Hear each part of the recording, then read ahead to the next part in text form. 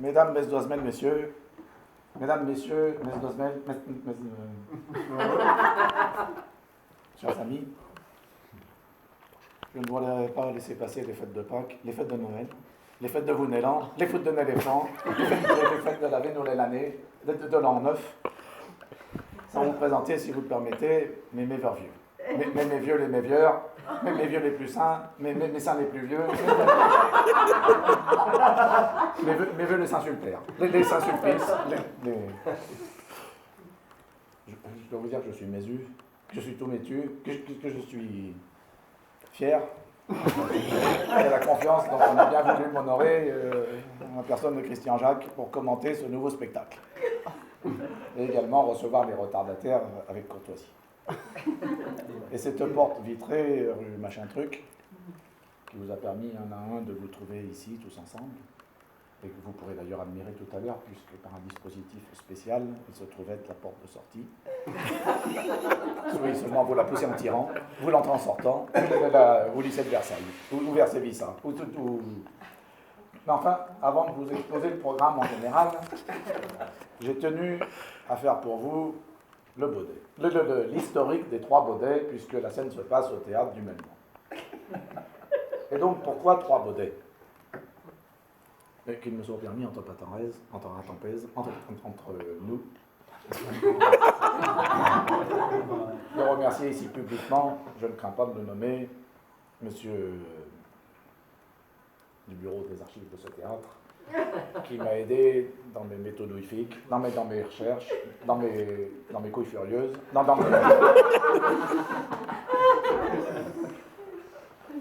Enfin, pourquoi trois Baudets? Eh bien, vous n'ignorez pas que le mot Baudet est également le nom de certains tréteaux, qu'il y en eut trois à l'origine de ce théâtre pour soutenir ce plateau. Telle est l'hypothèse bien séduisante que j'ai dû abandonner car elle est fausse.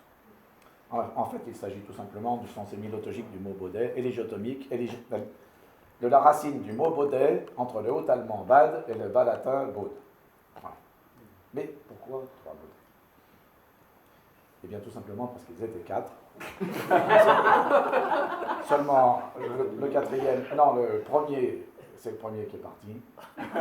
Descend le deuxième, le troisième et le quatrième. 3 et 2, 5 et 4, 9, divisé par 3 égale 3.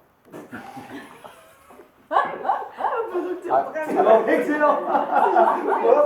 Alors, on me dirait que c'est une histoire un peu abracadabrante. C'est pas un mot pour moi.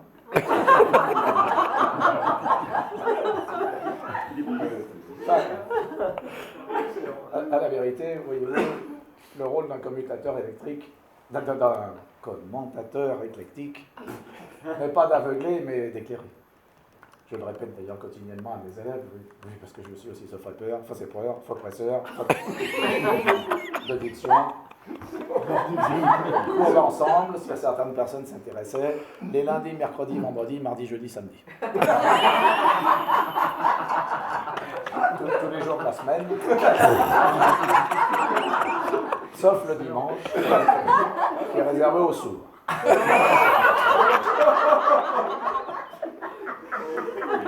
Il faut vous dire que les cours sont basés sur la limitation des bouts de vent buccaux, des coups de vent buccaux, des bouts de viaux, des cours gratuits d'ailleurs. Par philanthropie, j'aime. Effleurer sans déflorer, tout l'art classique est là. Et je voudrais ce soir vous dire une courte fable de Faton Laine qui illustre de la synthèse de notre grand fabuliste national, pourquoi ne pas le dire, le Corbard et le Renaud. Le Mambiot, le Cornard, le Sifflard et le Bordeaux, et le Calando.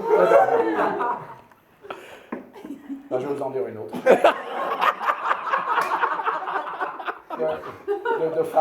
De taf du même auteur.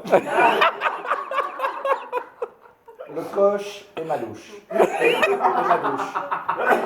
La couche du moche. La mouche et le kiosque. Je me rends bien compte que je baillouffe, vous savez.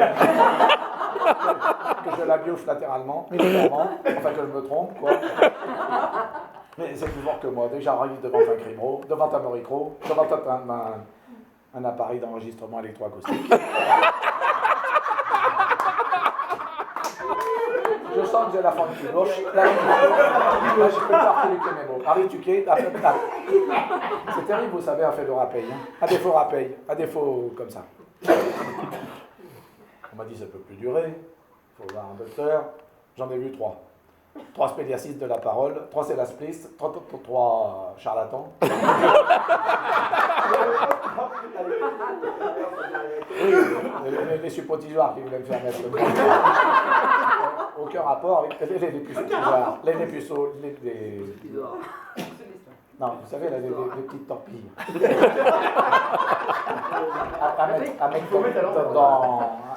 à mettre dans les 10 secondes avant d'entrer en scène.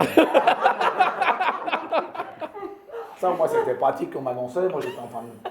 Non, j'avais mis qu'une fois. Hein.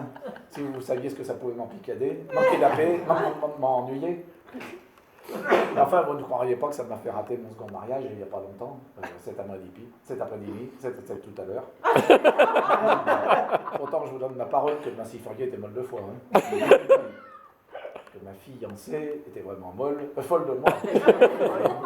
Et moi, j'en suis encore un mou feu roux. Hein. Un mot, fou. Enfin, j'arrive chez les parents de ma fiancée. Je sonne, Ballonne vient m'ouvrir. La bonne vient m'ouvrir. Et après, les apéritifs, les artipifs, le pastis. Là, on se met à table, ça n'allait pas trop mal, j'avais la bouche pleine. C'était qu'il y avait du homard, oui. C'était du homard à la calimène, à la russe. Mais après, c'est quand on a apporté la salade, c'était de la riche quesifrée, justement. Là, de la fricorie gercée, la chicorie, de la laitue. De la laitue, mais frisée. Et puis après, on est passé au dessert, et là... je leur ai fait la recette des crêpes de ma soeur Rénovic. Et merde, elle n'aurait pas pu s'appeler Anne, cette con.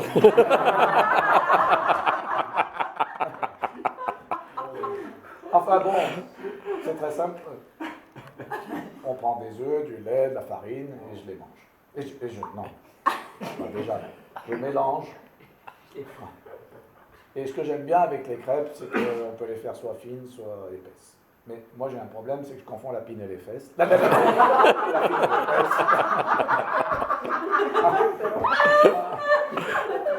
Excellent. Enfin, après les desserts, j'emmène Sabine, vous me faites tromper. J'emmène Sabine dans la fesse du pion. Au fond, je me rappellerai toute ma vie. Je lui ai dit, mademoiselle, si on s'asseyait là tous les deux au fond du queue. Elle m'a dit, je veux bien, mais où? J'avais pas remarqué qu'il y avait qu'une chaise ou un divan. Là, je lui ai dit, faut ton cul. Je lui ai dit, tout confus. Asseyons-nous sur là.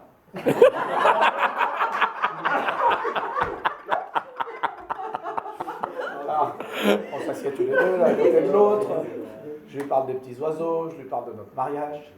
Puis tout à coup, j'ai senti que c'était le moment de lui faire le petit compliment qui me ferait tout pardonner. Elle était contre moi déjà, avec sa petite bouche si bien dessinée. Je lui ai dit, mademoiselle, je vous aime parce que vous avez la couche en beurre et que vous êtes véreuse.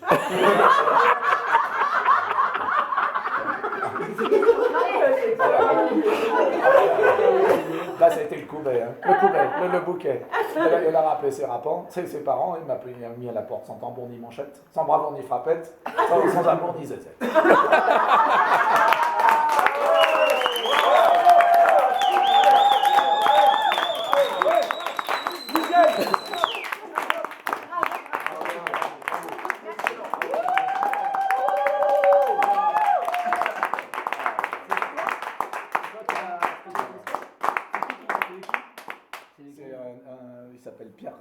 Il s'appelait, puisqu'il est mort. Mais j'ai trouvé qu'il n'avait pas eu la célébrité qu'il aurait dû avoir.